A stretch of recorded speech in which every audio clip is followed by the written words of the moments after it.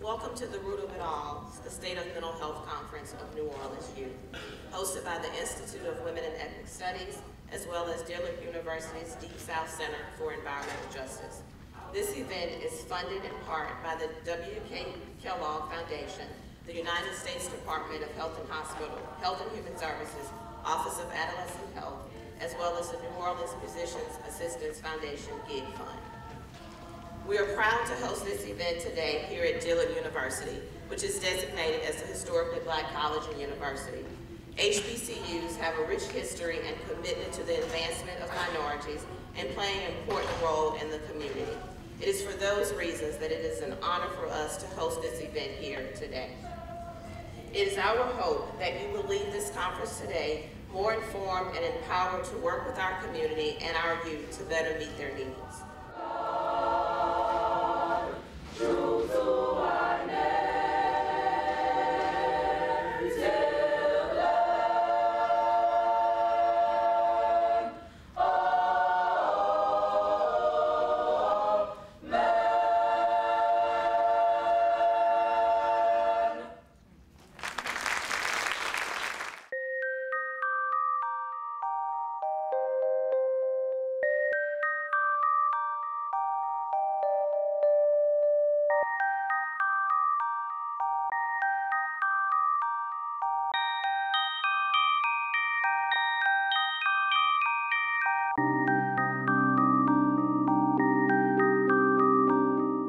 And went outside to eat watermelon.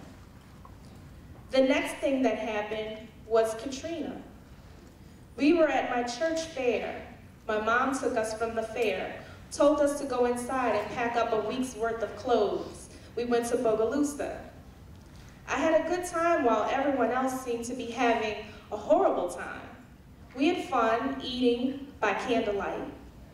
We were playing outside at the beginning.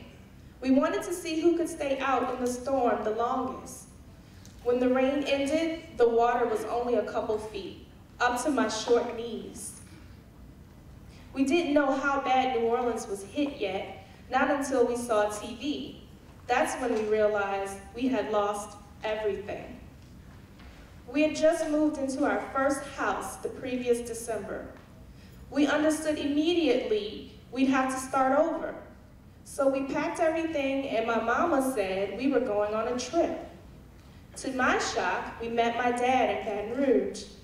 I hadn't seen him since he left. He took me and my little brother for a week.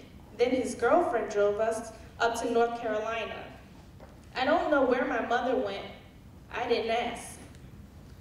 I didn't mind staying up there, but I sure wasn't used to it. I was 8, doing my own laundry, cooking for myself. I was there for a few months. The school there was awesome, but I was teased a lot.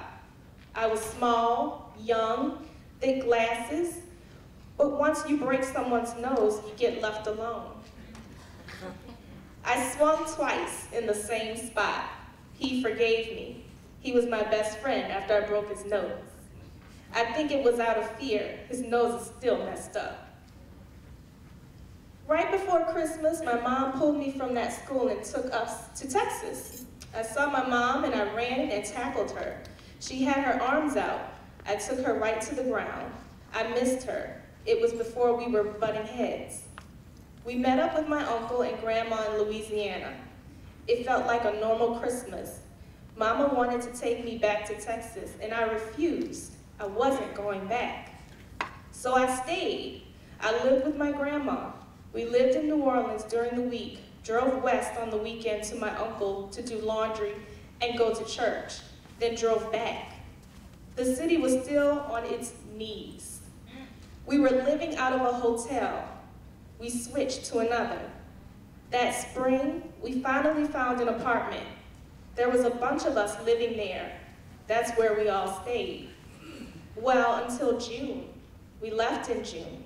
We went back to Texas. That's when things got worse. I was failing classes. I was acting more and more like a boy.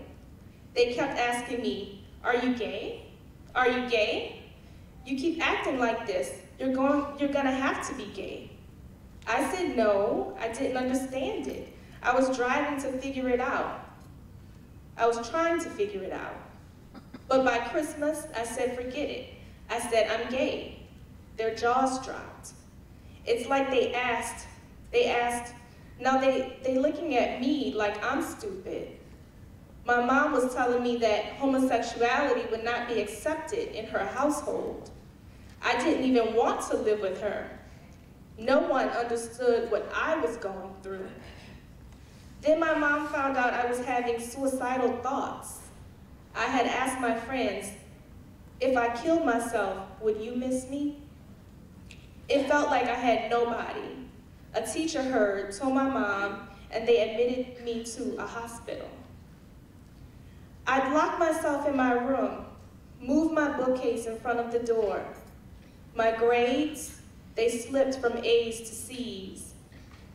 My release was in PE and band. In PE, I took out all my anger. Whatever we were playing, I took it all out on the court.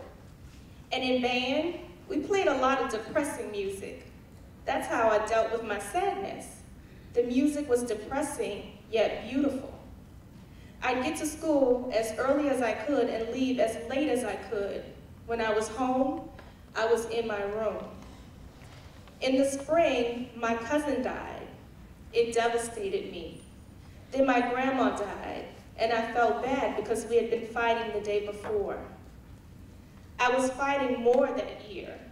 I had only 3 emotions: who cares, happy, or extremely mad. I think it has to do with the way I was brought up. People have attitude for a reason. When someone has attitude, their home life isn't right. So you just have to say, whatever, I don't care. I hardly cry now. My dog died. I was like, oh, how sad. After a while, you're like, why be emotional? Nobody cares. Well, based on this room, I think that there are people who care.